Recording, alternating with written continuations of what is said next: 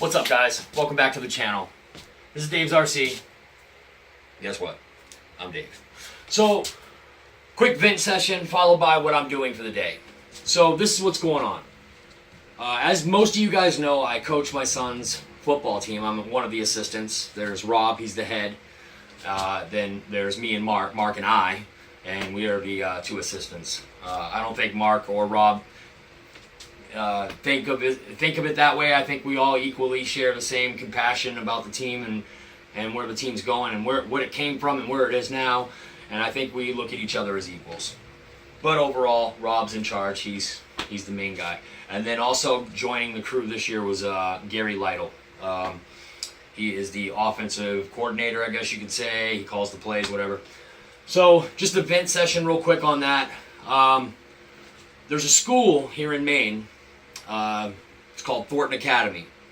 It is a private school, and what Thornton Academy is allowed to do is they're allowed to go around to all the other schools in the district, and they're allowed to recruit football players. So they create this powerhouse of a team and give these players that can play football really well, they give them these scholarships to go to the school. For the sole purpose of playing on the football team or any other sport that they might play, basketball, lacrosse, hockey, whatever, etc., etc. So, first game of the season, we have to play them. Now, mind you, our Windham boys 7th grade team, we're pretty stacked. We're pretty jacked. We're probably not going to lose another game this season. And I say probably. But for as strong as a team, I mean, we completely cleaned house with everybody in the preseason games. Maybe Thornton Academy's B team was the only one that kind of kept pace with us, but everybody else we just pretty much threw them through the wash. And any of you players that are watching this, don't let that go to your head. You guys are a great football team, but you still have a lot to work on. We still have a lot to accomplish as a team.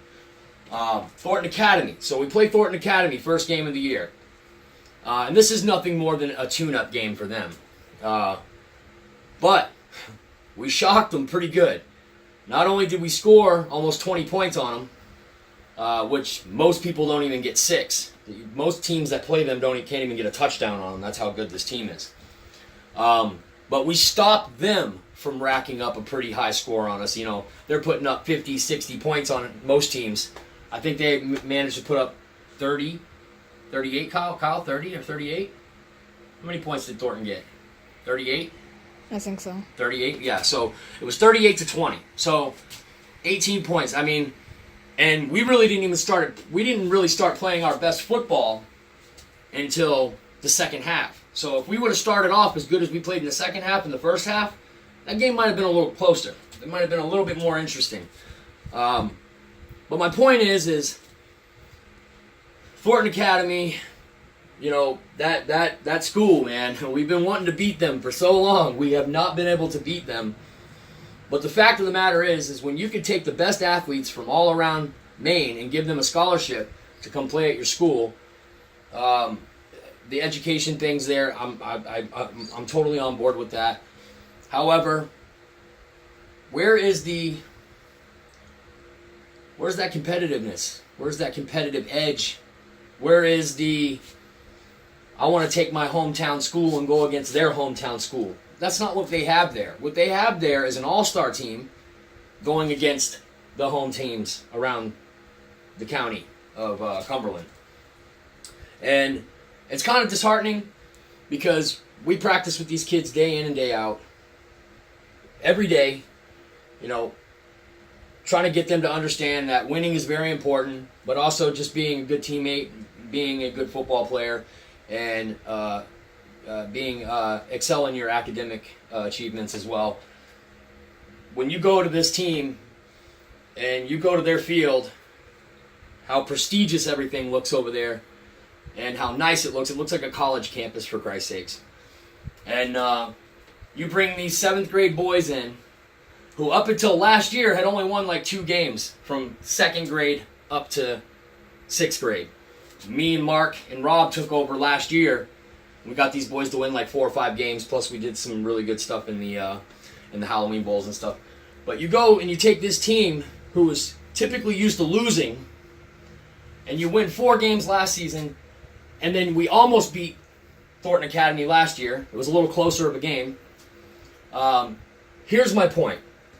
We play all 7th graders. Now, in middle school, you can take 8th graders and put them down on the 7th grade team to play in the game. And I know damn sure, I'm 100% convinced. I could be wrong, but I'm typically not in these situations. If they didn't take enough snaps in the 8th grade game, these 8th graders can get put down into the 7th grade game and then play against our 7th graders. So not only are they stacked because they go out and recruit players, the best players from all over Cumberland County and in York County as well, but they can also take, we can too. We could have taken 8th graders and put them down on the 7th grade team to play in that game, but we didn't. We don't play like that. This is a 7th grade team. We are playing with 7th graders. Rob, Mark, and I firmly believe that our 7th grade team, no matter if they put 8th graders down there or not, we could have compete with those guys. So, not only did they have 8th graders in that game, but they're all hand-picked all-stars from other counties. So my point is, did you really have to bring the 8th graders down to play us? Were you that scared of Windham? Were you that scared of this 7th grade Windham team that you had to go get your 8th graders to come down and play on the 7th grade team?